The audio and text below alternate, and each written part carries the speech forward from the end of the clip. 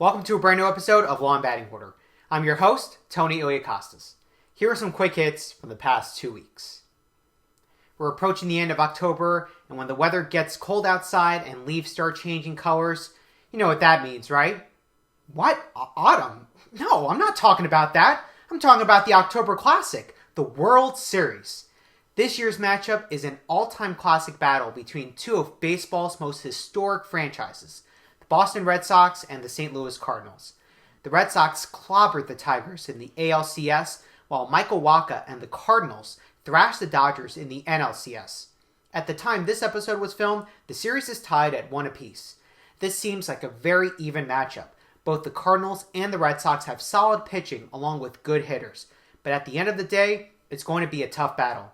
That's why I think this series will go to Game 7, and I'm picking the Cardinals to win the World Series. Speaking of baseball, the Detroit Tigers bid farewell to one of the best managers to ever coach their team. This past Monday, following a brutal ALCS loss to the Boston Red Sox, manager Jim Leyland announced that he would not be returning as the Tigers manager next season.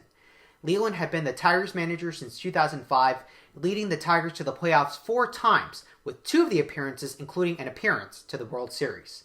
While he didn't bring a championship to the Motor City, Leyland brought a winning presence to the ball club that will hopefully carry on under the supervision of a new manager.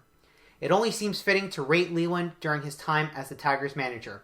So on a scale of 1 bobblehead of me to 5 bobbleheads, I give Jim Leyland 4 solid bobbleheads for helping make a historic franchise a relevant and playoff contending team.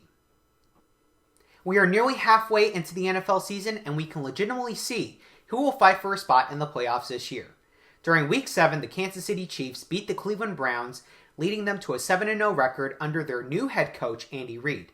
Also, the Broncos finally suffered a loss as quarterback Peyton Manning faced off against his old team, the Indianapolis Colts. In that battle, Youth won, with Andrew Luck making effective passes when he needed to. And it's not your imagination, but the Jets are actually doing well this season. They have not played this well since the Jets went to the playoffs in 2010. Under rookie quarterback Geno Smith, the Jets have a decent flow on offense, but it's their defense that is setting a winning tone for Gang Green.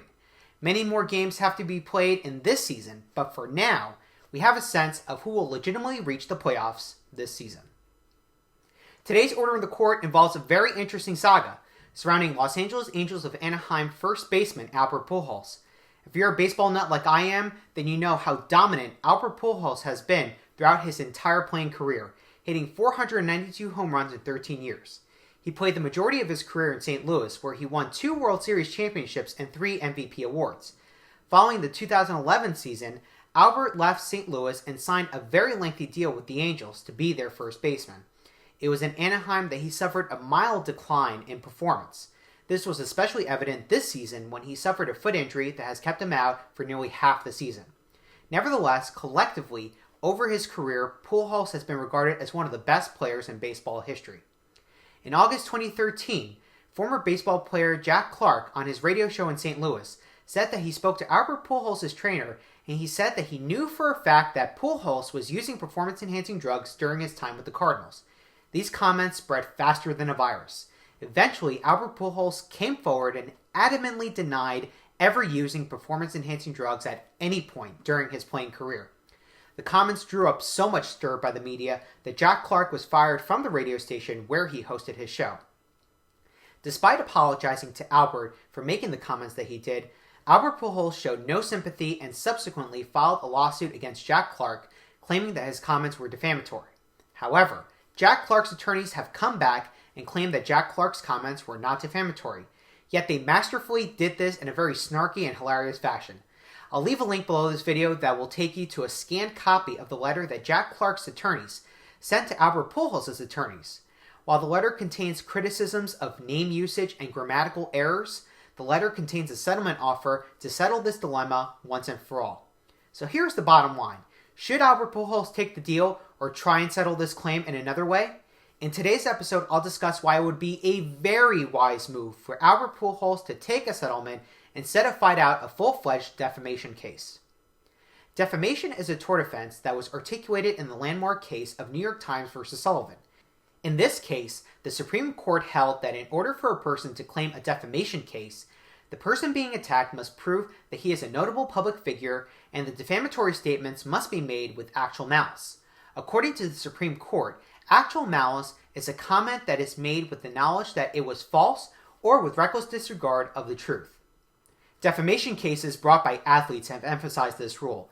However, in almost all defamation cases brought by athletes are unable to win because they cannot prove that a defamatory comment made against the athlete constituted actual malice. Let's take a look at some examples. In the case of Cepeda versus Cowles Magazine and Broadcasting Inc., former San Francisco Giants superstar Orlando Cepeda sued Cowles Magazine after an article was published in 1963 claiming that Cepeda was not a team player, was uncooperative among his teammates and coaches, and blamed everyone for a poor performance except himself. Cepeda claimed that this was a false publication and was absolutely defamatory.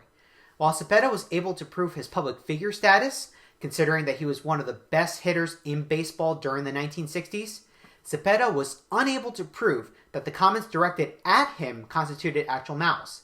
Based on the New York Times versus Sullivan definition of actual malice, the court concluded that Cowles' comments were not wantonly reckless. Therefore, the court dismissed Orlando Cepeda's defamation claim.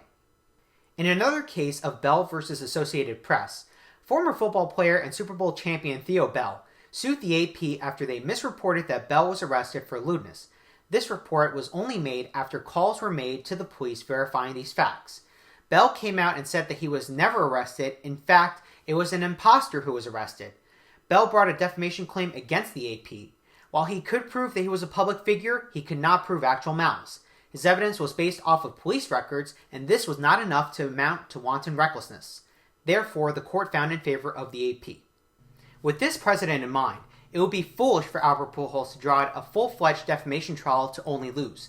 The Cepeda and Bell cases are just a few of many defamation lawsuits, illustrating the great uphill battle that an athlete must endure in order to prove defamation. Albert Pujols can easily show that he's a public figure. I think there's no dispute there. However, proving actual malice may be hard. What material fact shows that Jack Clark's comments were wantonly reckless? Right now, the answer is nothing. But with that in mind, if Albert Pujols would like some closure over this situation, he should definitely try and settle this matter. According to the letter that Jack Clark's attorneys wrote to Albert Pujols' attorneys, they requested that both Jack Clark and Albert Pujols each undergo a polygraph test to find out who is telling the truth. The settlement offer also stipulates that the test results must be made available to the public. Now it's up to Albert Pujols and his attorneys to accept this specific settlement offer. However, one thing remains certain, which is to save the time of the attorneys, it would be frivolous to pursue a defamation lawsuit only for Pujols to lose. It would make more sense for Pujols to try and work out a deal now where both parties will be happy and resolve the situation once and for all. That's the show. Leave all your comments down below and be sure to visit Law and Batting Order at lawandbattingorder.com as well as on Facebook, Twitter, and Instagram. Take care, guys.